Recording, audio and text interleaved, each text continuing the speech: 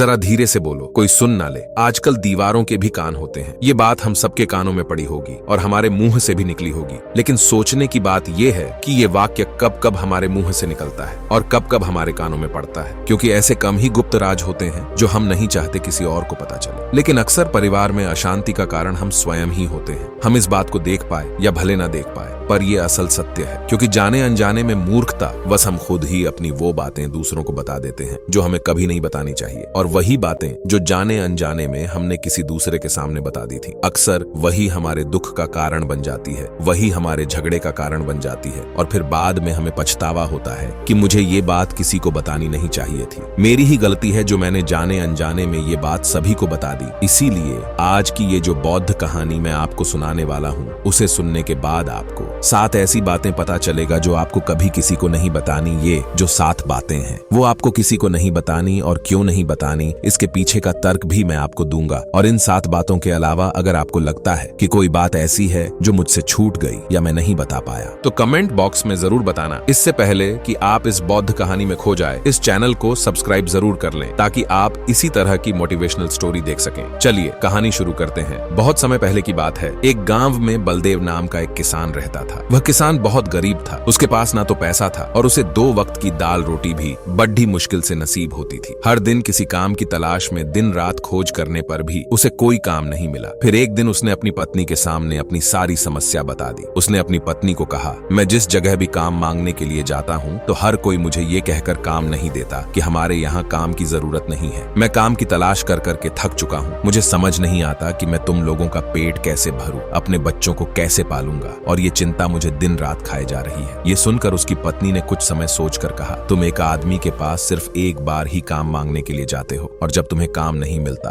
तो तुम दोबारा उसके पास जाते तक नहीं हो। अगर तुम्हें उनसे काम लेना है तो तुम्हें हमदर्दी जतानी होगी, तुम्हें उनसे हमदर्दी हासिल करनी होगी, अपनी गरीबी दिखानी होगी ताकि वो लोग तुम्हारी मजबूरी समझकर तुम्हें काम पर रख ले। इसलिए शर्म मत करो, उन्हें अपनी मजबूरी बताओ, अपनी गरीबी बताओ, और इसी उपाय से तुम काम पा सकते हो। ये बात बलदेव के दिमाग में बैठ गई और अगले दिन काम मांगने के लिए वो उसी सेठ के पास जा पहुंचा जहां पर वो पिछले हफ्ते काम मांगने के लिए गया था। लेकिन इस बार उसने हाथ जोड़कर उस सेठ से प्रार्थना की, उससे विनती की और कहा, वह बहुत गरीब किसान है और उसे काम की बहुत आवश्यकता है। आप जो कुछ भी मुझे देंगे मैं उसमें संतुष्ट हो जाएगा, पर कृपया करके मुझे अपने यहाँ काम पर रख ले। उसकी ये हालत देखकर सेठ ने उसे अपने यहाँ काम पर रख लिया। वो रोज वहां पर काम पर जाने लगा। मन ही मन वो खुश तो था कि उसे काम तो मिला, लेकिन उसे वेतन दूसरे लोगों से कम मिलता था। वही काम जो दूसरे लोग कर रहे थे, उन्हें ज्यादा वेतन दिया जाता और इसे कम वेतन दिया जाता। जब इस बारे में उसने अपने सेठ से कहा तो सेठ ने कहा कि देखो भाई, तुम्हें काम की जरूरत थी, मैंने तुम्हें काम दिया। मेरा धन्यवाद करने की बजाय तुम मुझसे शिकायत कर रहे हो, ये कैसी फिजूल बात है। ये सुनकर बलदेव वहीं पर चुप हो गया। बात कहीं ना कहीं सत्य थी। सेठ ने तो उसे उसकी मजबूरी के हिसाब से ही काम दिया था और इसीलिए वह उसे अपने अनुसार ही वेतन देता था। लेकिन धीरे धीरे उसने ये बात अपने सगे संबंधियों और अपने दोस्तों को भी बताना शुरू कर दी। वो कहता कि उसका सेठ कैसा आदमी है, उसे कितना कम वेतन देता है। समय बीतता रहा और बलदेव पूरी लगन के साथ अपना काम करता रहा, लेकिन अब परिस्थितियां बदलने लगी थी। सेठ अब बलदेव से दूसरे लोगों से ज्यादा काम लेता था और उनसे कम वेतन उसे देता। ये बात बलदेव के मन को बहुत खलती थी। वह दूसरों से ज्यादा मेहनत कर रहा है और उनसे कम वेतन ले रहा है। इससे उसके आत्मसम्मान को बहुत गहरी चोट पहुंची। अब धीरे धीरे उसका मन अपने काम से हटने लगा। उसका मन काम में लगता ही नहीं था। जाहिर सी बात है, ऐसी जगह किसका मन लगेगा जहां आदमी को अपने आत्मसम्मान के साथ समझौता करना पड़े। इसीलिए जल्द ही उसने अपना काम छोड़ दिया और घर पर आकर खाली बैठ गया। अब उसके पास घर का खर्चा चलाने के लिए भी पैसे नहीं बचे थे। इसीलिए उसने अपने सगे संबंधियों और अपने दोस्तों से सहायता मांगना शुरू किया। लेकिन उसके दोस्त उसके सामने तो उसे दया का पात्र समझते और उसे दिलासा देते थे, लेकिन पीछे से उसका मजाक उड़ाते और कहते कि ये कितना बेवकूफ है, सेठ ने इतना काम लिया और बेचारे को पैसे भी नहीं दिए। अरे हम इसको पैसे दे दे तो ये कल हमारा भी पैसा भी वापस नहीं कर पाएगा। आज इसकी ऐसी हालत है ना तो इसके पास कुछ काम है और ना ही पैसा, ये हमारा पैसा कहां से ला कर देगा। और इसी वजह से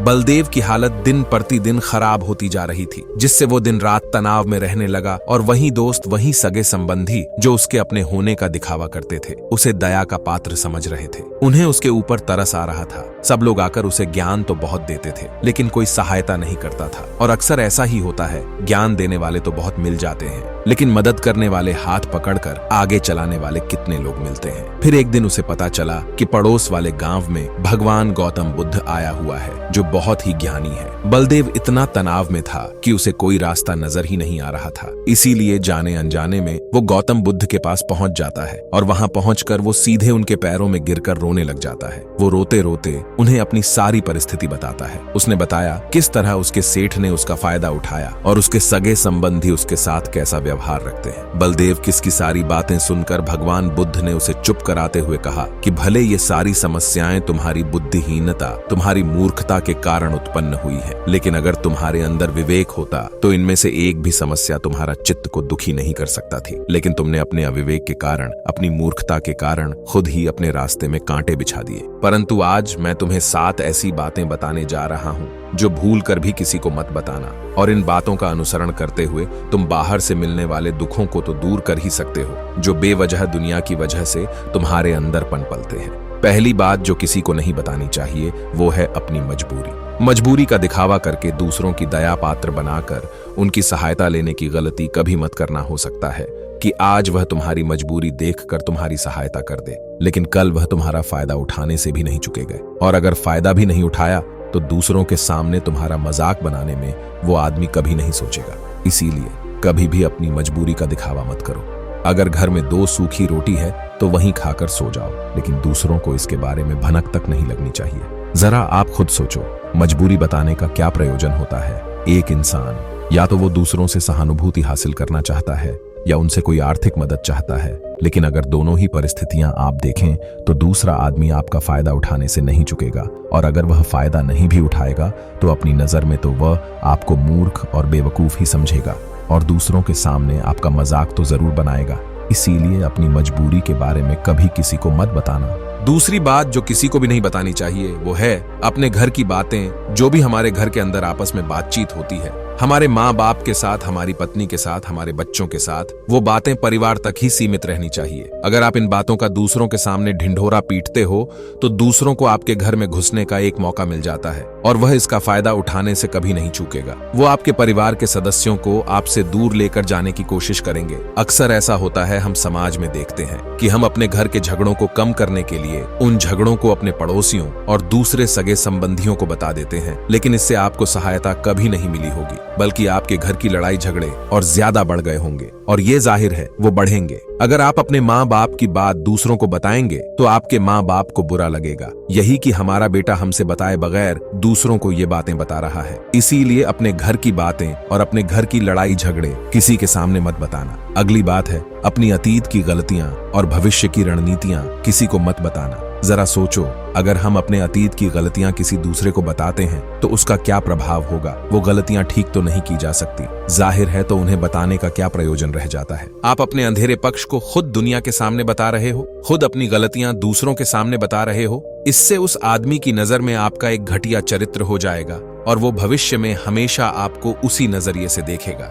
इसीलिए किसी भी आदमी की नजर में अपना चरित्र गठित मत होने दो, और जरा सोचो कि आप व्यर्थ में ही अपने भविष्य की रणनीतियां दूसरों के सामने बता रहे हो। जो लोग आपके काम का हिस्सा ही नहीं है, उनके सामने अपने भविष्य की रणनीतियां, अपनी डींगे हाँकने का क्या फायदा। वो लोग आपकी सहायता तो नहीं करेंगे, लेकिन आपकी भविष्य की रणनीतियों में बाधा जरूर बन सकते हैं। आप खुद अपनी विवेक का इस्तेमाल करिए और सोचिए कि आपके साथ भी ऐसा हुआ है जब आपने अपनी भविष्य की रणनीति किसी को बताई हो और वह कामयाब ही ना हुई हो। ऐसा जरूर हुआ होगा, जरा गौर से सोचिए। अगली बात जो मैं आपको बताने जा रहा हूँ, ये बात किसी को नहीं बतानी चाहिए। ये सुनने पर बहुत अजीब लग सकती है, लेकिन उसका सत्य भी मैं आपको एक तर्क के माध्यम से दूंगा, और ये बात है कि अपनी आमदनी किसी को मत बताना। अपनी आमदनी न बताने के पीछे क्या प्रयोजन हो सकता है। जरा सोचिए कि आप अपनी आमदनी अपने दोस्तों को बता देते हैं, तो जब आपके दोस्तों को जरूरत पड़ेगी तो वो सिर्फ आपको ही याद करेंगे, क्योंकि उनको पता है कि अगर आपकी आमदनी ज्यादा अच्छी है तो आप ही उनकी मदद कर सकते हैं, और इसीलिए ज्यादा लोग आपसे सहायता मांगेंगे।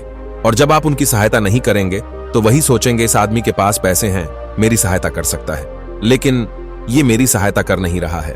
और इसीलिए आपकी आमदनी आप दोनों दोस्तों के बीच एक झगड़े का कारण हो सकती है। कम आमदनी होगी तो लोग मजाक उड़ाएंगे, और ज्यादा होगी तो सहायता मांगेंगे, तो अपनी आमदनी बताने का कोई प्रयोजन नहीं है।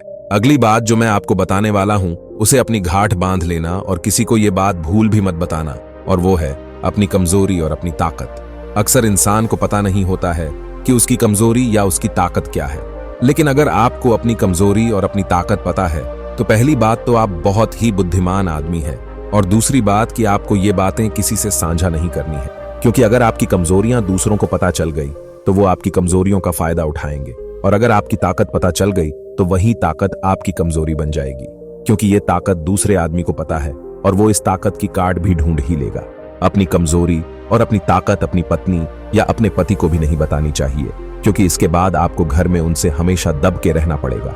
अगली बात जो किसी को नहीं बतानी चाहिए वो है अपने मित्र और अपने शत्रु। आप अपने मित्रों के बारे में अगर दूसरे लोगों को बताएंगे तो वो आपके मित्रों के साथ अपनी घनिष्ठता बनाकर आपको धोखा दिलवा सकते हैं, आपके गहरे मित्रों को आपसे दूर करने का प्रयास कर सकते हैं। अक्सर आम आदमी ऐसा नहीं करता, लेकिन आपके दुश्मन ऐसा करने की कोशिश कर सकते हैं। और दूसरी तरफ आपके शत्रु का भी किसी को नहीं पता लगना चाहिए, क्योंकि आज जो आपका मित्र है अगर कल वह आपका दुश्मन हो गया तो वो आपके दुश्मन के साथ ही मिलकर आपको परास्त कर सकता है, आपको धोखा दे सकता है। इसीलिए अपने सबसे अच्छे दोस्तों को भी अपने दुश्मन के बारे में कभी मत बताना। अगली और आखिरी बात कहना चाहता हूं कि जब तुम दान करते हो तो दान के बारे में भी किसी को मत बताना नहीं, तो दान करना व्यर्थ हो जाता है, बेकार हो जाता है। जब आप अपने दान का ढिंढोरा पीटते हो तो आप ये बता रहे हो कि मैं कितना बड़ा दानी पुरुष हूं, और ये आपके अंदर एक अहंकार निर्मित करेगा। इसीलिए दान गुप्त रूप से किया जाए उतना ही अच्छा होता है,